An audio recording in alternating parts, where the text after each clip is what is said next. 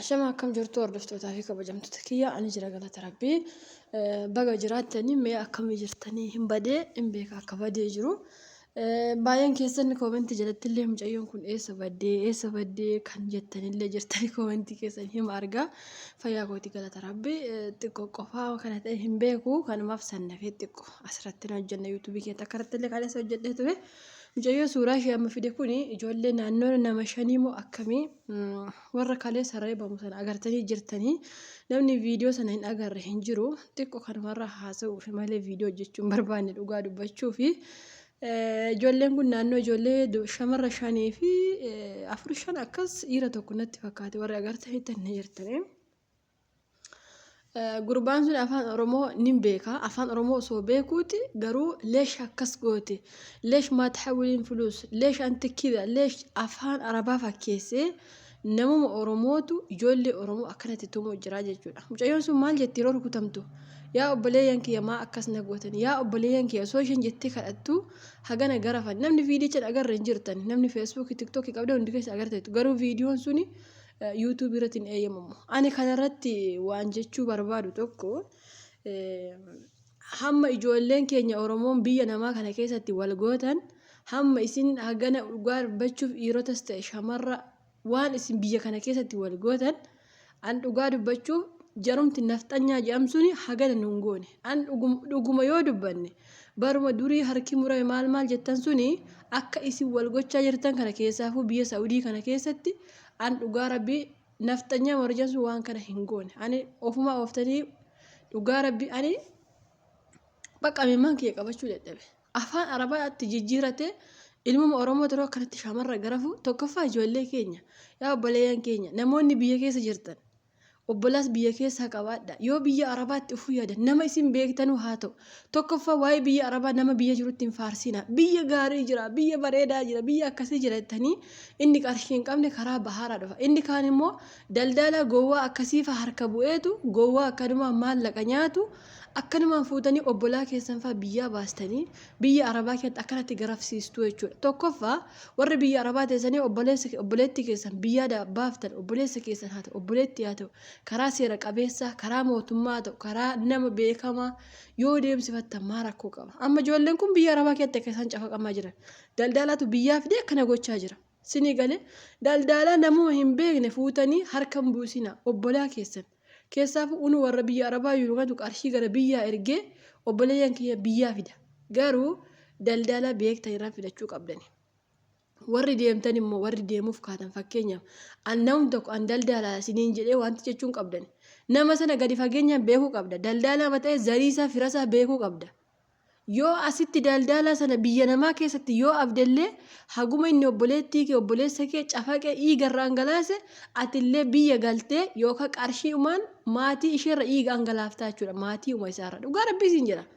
Kanaaf ka daldala sirriitti beekuu qabdu. Daldalaan tanti beektu si dhokachuu danda'a. Garuu zarii isaa beekuu qabda. Maaliif isa biyya namaa kana keessatti hin argattu waan ta'eef zarii ishee hin abduu jechuudha. Kanaaf nama karaa beektan deema.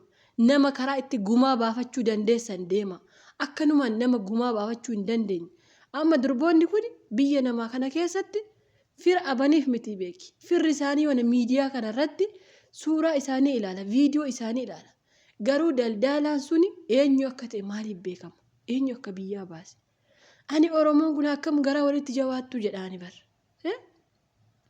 Akkam garaa walitti jaba. Inumaayyuu beeki gaafa dubbattan miidiyaa kanarra abaluun harka nurraa kute nafxanyaan akkas nu amma nafxanyaan isin caalu jira biyya Arabaa kana keessatti.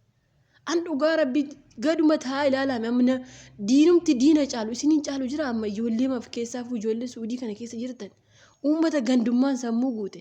Dhugaa rabbii ani alootuma koo keessatti baguma rabbiin harargeef arsii na godhan ta'e an dhuguma rabbii addunyaa kanarraa kan rabbi galateeffadhu kanuma. Maaliif biyyi sun gadhee ta'eef osoo hin taane sabni sun gadhee ta'eef osoo hin taane sabni biyya jiru nagumaan jiraata. Garuu warri harargee keessa arsii keessa biyya Arabaa kana dhufan gandummaaf jedhanii wal nyaatan. An dhugaa rabbisin ani hinumaa nama akka kanaatti gandummaa jaallatu hinumaa na dhabe. Ani qoy maal taatanii jedhaa bar biyya kana keessatti karuusi si nyaachisu Arabaa kan waan hundaa siif godhu Arabaa maa wal nyaattanii qoy deebitanii. Biyyaa bare amma arsii harargee jettee waan feete wal gootu kuni warri biyya Arsiinis Harargeenis jireenya ofii nagaa jiraachuu jira beeki. Buna ofii nagaa wal waame wal dhuguu jira. Namni akkuma durii jiraachuu jira. Garuu biyya kana keessatti gandaa wal qoodanii waan isin wal gootan. Ilmuma dhiiraati barka shamarra akkanatti shamarruma keessaa baate sana deebistee haadhuma keetumaa jirta beeki. Haadhuma keetumuu jirta.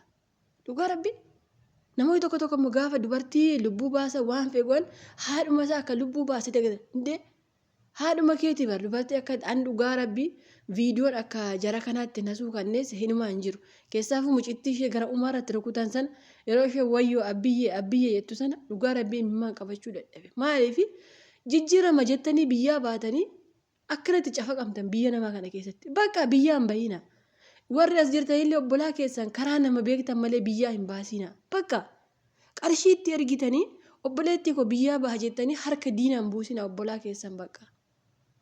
Diina bakka atamma namni tokko namni keenya rakkoonsa maali beektu nama afaan Oromoo dubbatu namni sun Oromoo ajjeetu itti kenna. Garuu kas nyaatu isaa beeki. Biyya kana keessatti Oromoo mannaa diina siif wayya. Dhugaa rabbii isiniin jedha jaruma naftanyaa sana nuuf wayya biyya kana keessatti Oromoo kana mannaa. Keessaafuu Suudii kana keessatti dhugaa rabbii sirriitti irraa of eeggadha.